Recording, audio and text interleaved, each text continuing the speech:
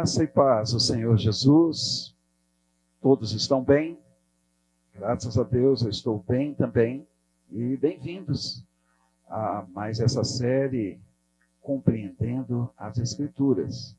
E espero que esse estudo seja bênção para a tua vida. Amém? E para a minha também. O tema da nossa palavra hoje é os significados da palavra fogo na Bíblia. Esse é o nosso tema. É um estudo que será muito interessante para mim e para você. Amém? Que possamos aprender muito com essa ministração, em nome de Jesus. Bem, queridos, a palavra do Senhor, toda ela é repleta de uma linguagem figurada em seus textos. E por ter muita linguagem figurada, nós veremos que as palavras também têm muitos significados. E nós estaremos hoje falando sobre fogo na Bíblia, os seus significados, ok? São vários. E aprenderemos um pouco mais com isso. Ok, queridos? Então, faremos algumas análises desta palavra, fogo, nas Escrituras, ok? E te convido, então, a navegarmos agora nessa ministração e que aprendamos, em nome de Jesus, e cresçamos mais. Pois bem, quais os significados de fogo na Bíblia? Vamos primeiro estudar sobre o fogo literal, o fogo natural, que todos nós já conhecemos. Abra a sua Bíblia em Gênesis capítulo 22, versículo 6. A palavra do Senhor diz: Abraão pegou a lenha do holocausto e a colocou sobre Isaque, seu filho. Ele, por sua vez, levava nas mãos o fogo e a faca. Assim os dois caminhavam juntos. Então vejam aqui, amados, Abraão e Isaque estavam indo para o sacrifício, o holocausto. E fogo aqui, neste versículo, como eu já falei, é o fogo literal mesmo, né? É aquela reação química entre um combustível e uma fonte de calor. E essa combinação resulta numa chama, ok? E eles estavam então a caminho desse sacrifício. E a palavra diz aqui que eles levavam fogo, ou seja, eles levavam uma pequena chama para começar a fogueira do holocausto, ok? Então, o fogo que queima mesmo, né? Se colocarmos a mão, vamos nos queimar. O fogo também é usado como comparação na Bíblia. Vamos ver isso, meus amados? Deuteronômio, capítulo 4. Vamos lá para Deuteronômio 4, versículos 23 e 24. A palavra do Senhor diz: Tenham o cuidado de não se esquecer da aliança que o Senhor, seu Deus, fez com vocês. Não façam para si nenhuma imagem esculpida, semelhança de alguma coisa que o Senhor, o Deus de vocês, proibiu. Porque o Senhor, o Deus de vocês, é fogo consumidor, é Deus zeloso. Interessante aqui agora. Nós podemos notar que há uma figura de linguagem. Aqui o fogo já não é literal, como no primeiro exemplo, ou na primeira análise. A palavra aqui diz que Deus é fogo consumidor. Então, há uma comparação aqui na Bíblia. Aqui nos fala da atitude de Deus, a sua atitude pela sua grandeza, pela sua glória, pelo seu poder, é comparada com fogo destruidor. sobre aqueles que trocam a Deus por outros ídolos. Notem que no versículo 23 há uma palavra de advertência para as pessoas que estavam aliançadas com Deus de não fazer para si imagem esculpida ou de escultura.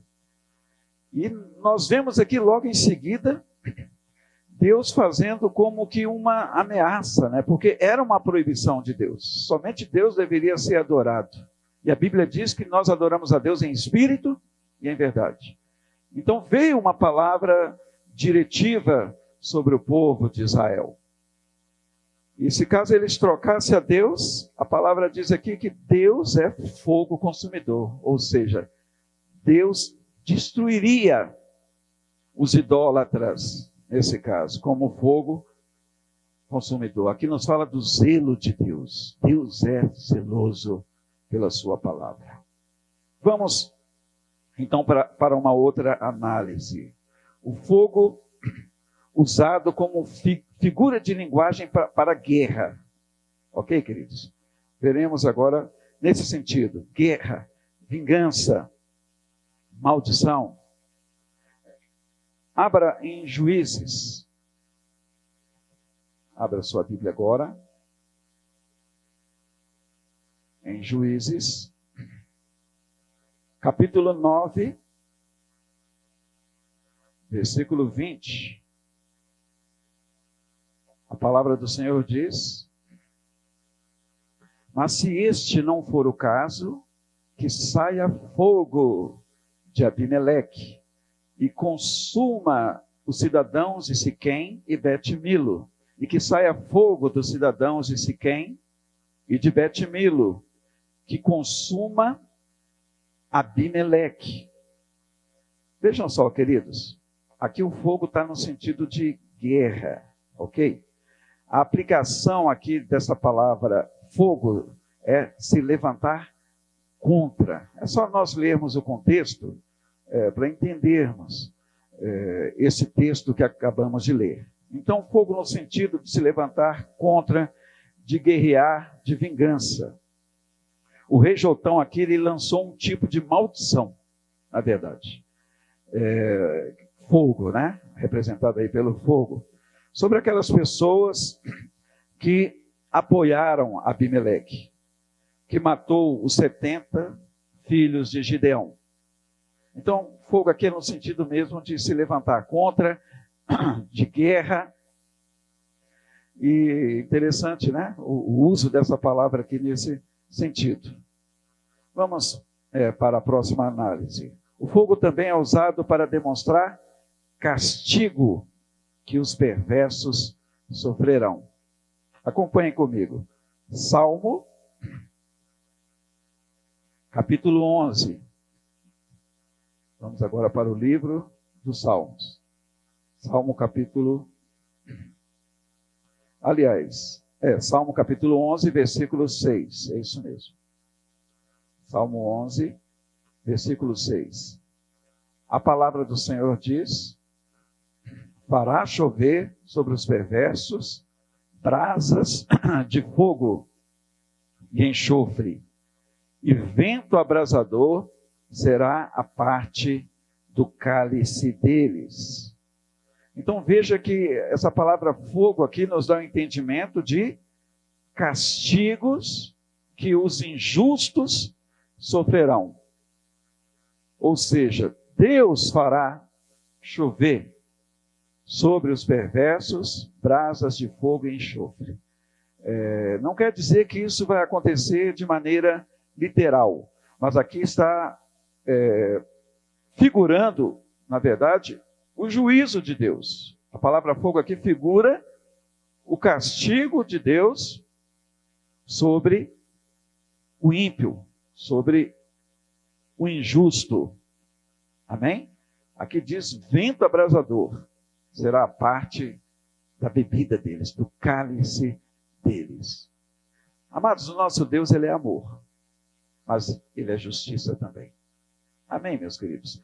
Justiça sobre aqueles que não o obedecem, que insistem em se manter rebeldes ao Senhor. Vamos agora para fogo, usado como figura de uma provação dura, sofrida por aqueles que querem servir a Deus, que querem permanecer fiéis a Ele. Vamos agora, Salmo 66, Salmo 66, versículo 12. A palavra do Senhor diz: fizeste com que os nossos inimigos cavalgassem sobre a nossa cabeça. Passamos pelo fogo e pela água, porém, afinal, nos trouxeste para um lugar espaçoso. Interessante também esta referência, não é mesmo, queridos? E o interessante aqui é que nós vemos a soberania de Deus. Deus permitiu que os inimigos cavalgassem sobre a cabeça dos seus servos. É só você ler que você entenderá. Deus permitiu isso. E aqui o salmista diz: passamos pelo fogo. Olha a palavra fogo aqui, né? Não que eles literalmente passaram pelo fogo, mas ele estava se referindo a uma provação muito intensa que estavam passando. Passamos pelo fogo e pela água. A provação aqui no sentido de água também, né? Porém, o final foi feliz. A palavra diz aqui: nos trouxeste para um lugar espaçoso. Então, queridos, muitas vezes Deus ele permite mesmo que estejamos no meio do olho do furacão, no meio da tribulação, lá na fornalha 7 vezes acesa, lá na cova dos leões. Foi assim com José quando Deus permitiu que ele fosse lançado naquela cisterna, que ele passasse por tudo que ele passou, não é verdade? Foi vendido como escravo, ele estava passando pelo fogo, pela água, a sua cabeça estava sendo pisada, mas no final ele se tornou o governador do Egito. A palavra do Senhor diz que todas as coisas cooperam para o bem daqueles que amam o Senhor. Amém? Glória a Deus por isso. Então veja mais uma figura, uma linguagem figurativa aqui sobre fogo. Glória a Deus. Vejamos também fogo como figura da ira de Deus derramada. Vamos ver isso? Salmo 78, versículo 21. Vamos para a palavra. Ouvindo isto, o Senhor ficou indignado, acendeu-se fogo contra Jacó e também se levantou o seu furor contra Israel. Então aqui nós vemos um Deus irado contra o seu povo, por causa do pecado do seu povo. E a palavra aqui diz então que Deus ficou indignado. E acendeu-se o fogo contra Jacó. Então era a ira santa de Deus sobre o seu povo. O juízo de Deus, o furor de Deus contra Israel. Vejamos também fogo usado como figura da tentação do adultério. Ou seja, o que é adultério? É o homem casado se prostituindo com outra mulher. Não com a sua esposa, né? Se fosse com a sua esposa, não é adultério. Amém? Mas traindo, no caso, a sua esposa. Provérbios, vamos para Provérbios. Provérbios, capítulo 6. O livro de Provérbios, capítulo 6, versículos 26 ao 27. A palavra diz assim: o máximo que se paga por uma prostituta é um pedaço de pão, mas a adúltera anda à caça de uma vida preciosa. Poderá alguém carregar fogo no colo sem que as suas roupas se incendiem? Interessante aqui, né? Aqui começa a falar sobre uma prostituta. Está aí no versículo 26. E vejam só, no versículo 27 diz: poderá alguém carregar fogo no colo sem que seus pés se queimem? E aqui fala também sobre adultério, nos versículos 26 e 27. Diz aqui, né? Mas a adúltera anda à caça de uma vida preciosa, ou seja, esta mulher prostituta, ela anda à caça de homens casados. E o versículo 27 nos traz uma advertência. Como poderá alguém carregar fogo no colo sem que as suas roupas se incendiem? O sentido aqui, queridos, é alguém que brinca com fogo e acha que não vai se queimar. Esse é o sentido. Então, amados, temamos a Deus, amém? Sejamos fiéis à nossa esposa. Sejamos fiéis a ela. Em nome de Jesus. Porque senão, queridos, estaremos brincando com fogo e certamente vamos nos queimar. Agora vamos também para o fogo usado em um sentido amoroso. O fogo figurando amor muito forte. Interessante isso aqui, na vida do casal. Tá?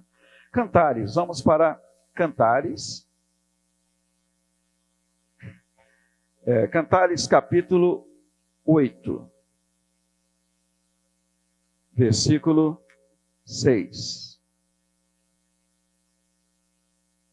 A palavra diz: ponha-me como selo sobre o seu coração, como selo sobre o seu braço, porque o amor é tão forte como a morte, e o ciúme é tão duro como a sepultura.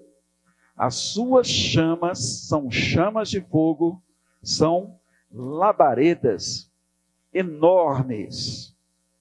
Então veja que fogo aqui, o sentido é o amor poderoso, como chamas de fogo incandescentes numa brasa.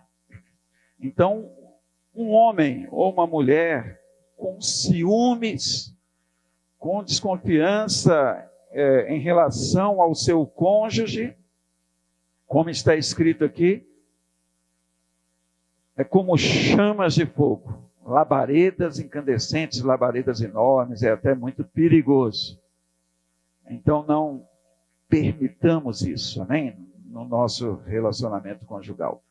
As pessoas, quando elas estão enciumadas, se torna algo doentio e muitas vezes até totalmente destrutivo em relação à pessoa amada. E aqui nós vemos mais uma vez a palavra fogo, né? Também neste contexto aqui de relacionamento. Vamos para fogo usado como figura do juízo e condenação de Deus, que será derramado sobre os ímpios. Mateus, capítulo 3, vamos agora para Mateus. Mateus, capítulo 3, versículo 10.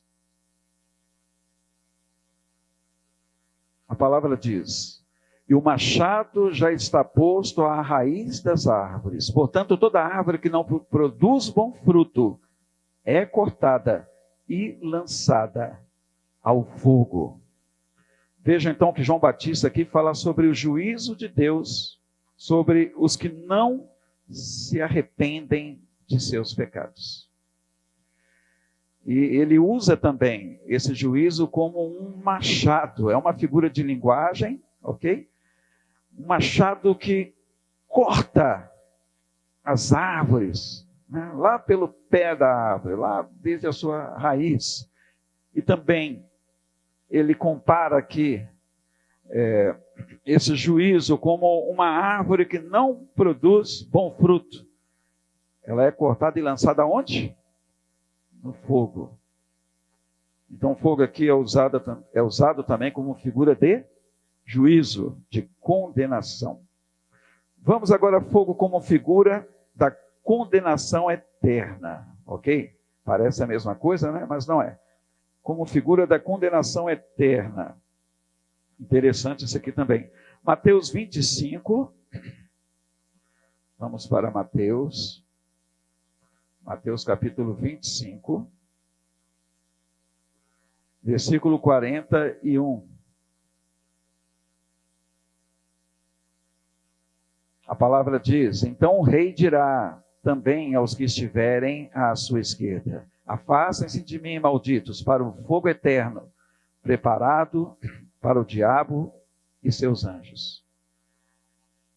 Vejam só, né? Então, os da esquerda de Jesus serão afastados porque se tornaram malditos e serão lançados no fogo eterno, o fogo preparado para o diabo e os seus anjos.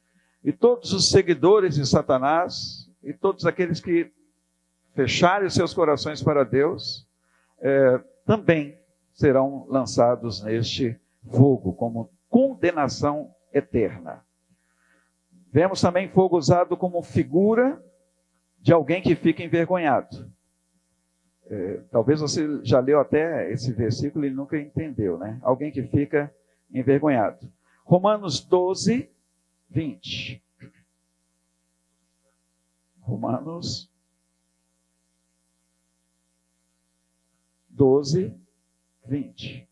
Aqui diz assim: façam o contrário. Se o seu inimigo tiver fome, dê-lhe de comer. Se tiver sede, dê-lhe de beber.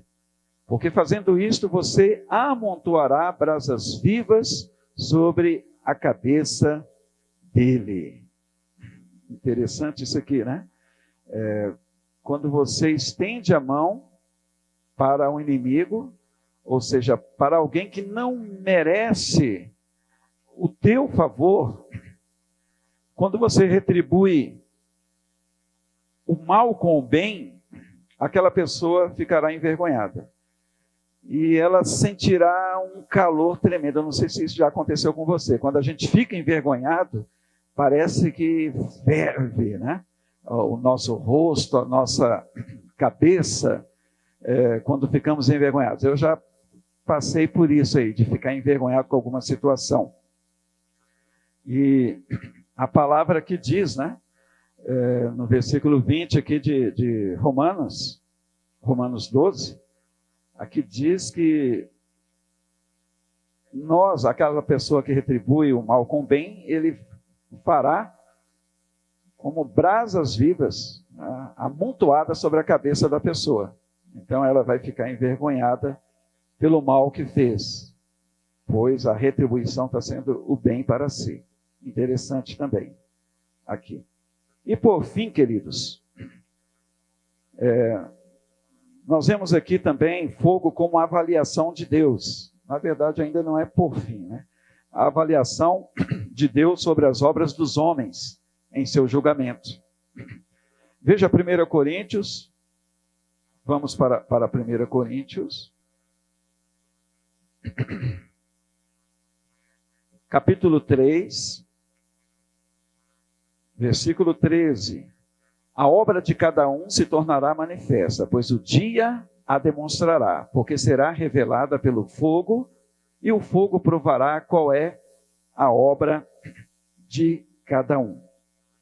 Todos nós sabemos, amados, que o fogo ele é muito usado para purificação de metais. Os metais são derretidos pelo fogo, e o fogo ele tem a capacidade de separar as impurezas existentes nos metais. Ele deixa evidente, inclusive, essas impurezas. E o mesmo vai acontecer no sentido espiritual com todos nós. Deus julgará as nossas motivações, é o que o texto aqui quer dizer. Amém? Ele julgará as nossas motivações em relação a tudo o que fizermos.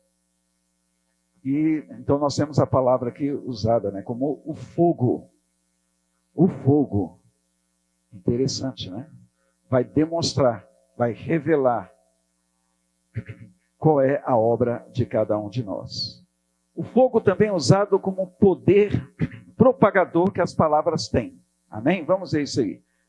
Fogo usado como poder propagador das palavras. Tiago, vamos lá para Tiago. Tiago capítulo 3. Tiago capítulo 3, versículo 6. Ora, a língua é um fogo, é um mundo de maldade. A língua está situada entre os membros do nosso corpo e contamina o corpo inteiro.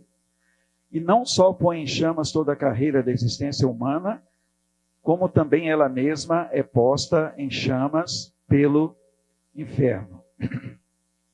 Então vejam que a nossa língua, ela pode também propagar palavras destrutivas, queridos, se as pessoas não vigiarem. Usaremos a nossa língua como fogo destruidor. E é o que Tiago está dizendo aqui. É um fogo de maldade, é um fogo destruidor. É um pequeno membro do nosso corpo, mas que pode pôr uma floresta inteira em chamas. Então, cuidado com as suas palavras, amém? Cuidado com o que você diz. Veja em Mateus, capítulo 12, o quanto Deus leva a sério as nossas palavras. Vamos para Mateus. Vamos lá para Mateus, no capítulo 12, versículos 36 ao 37. A palavra do Senhor diz: digo a vocês, no dia do juízo as pessoas darão conta de toda palavra inútil que proferirem, porque pelas suas palavras você será justificado e pelas suas palavras você será condenado. Então é muito sério, né? Temos que tomar cuidado com o que falamos. Fogo usado como figura para evidenciar o valor da nossa fé. Amém? Vamos ver isso. Fogo como figura para evidenciar o valor da nossa fé. 1 Pedro, vamos agora lá para 1 Pedro 1:7. Para que, uma vez confirmado o valor da fé que vocês têm, muito mais preciosa do que o ouro perecível, mesmo apurado pelo fogo, resulte em louvor, glória e honra na revelação de Jesus, o Cristo. Glória a Deus. Então vejam, queridos, que o fogo, ele evidencia o valor da nossa fé. Muitas vezes a nossa fé é provada realmente por Deus, é proposital. Estamos passando por lutas, por situações, é um teste de Deus, é um tratamento de Deus. E Deus visa permitir aquela situação, ou essa situação difícil na minha vida e na tua vida, para que o valor da nossa fé aumente, para que a nossa fé se torne mais sólida. Aí a permissão de Deus e a soberania de Deus em nossas vidas, amém? E, finalmente, então, encerrando, nós veremos o fogo na Bíblia representando a morte espiritual final, ok? Quando os ímpios serão banidos definitivamente da face de Deus, e viverão um sofrimento eterno. Apocalipse capítulo 20, vamos para Apocalipse capítulo 20, versículo 14. A palavra do Senhor diz: então a morte e o inferno foram lançados no lago de fogo. Esta é a segunda morte, o lago de fogo.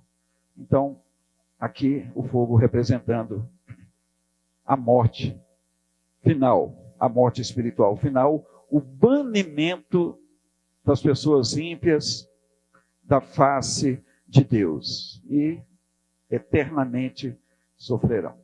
Ok? Então Deus abençoe a todos. Eu espero que você tenha aprendido um pouco mais através desse estudo. Fiquem todos então na graça do Senhor Jesus. Amém.